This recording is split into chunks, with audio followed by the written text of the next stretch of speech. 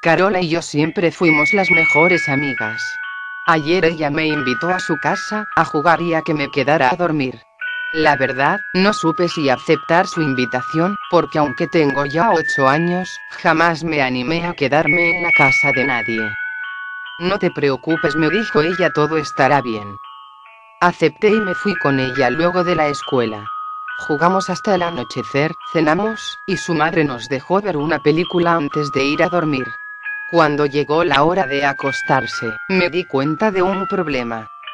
La habitación de Carola tiene las dos camas, la de ella y la de su hermana mayor, que se fue de viaje, separadas por el espacio que ocupa la mesita de luz. Pero arriba de la misma, no hay una lámpara que encender durante la noche. Traté de ser fuerte y no decir nada para no quedar como una bebé, pero cuando nos acostamos y la mamá de Carola apagó la luz, no pude evitar sentir miedo. ¿Qué pasa?, me preguntó mi amiga. Nunca te dije, pero tengo mucho miedo a la oscuridad, contesté. No tiene nada de malo, es algo muy común.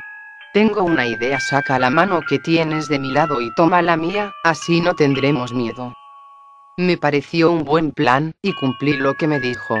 Cuando por fin sentí su mano aferrada a la mía, mi miedo desapareció, y pude dormir. Esta mañana, desperté acurrucada contra la almohada, y agradecí que Carola me diera valor para quedarme. Noté que ella también estaba despierta, y le dije gracias.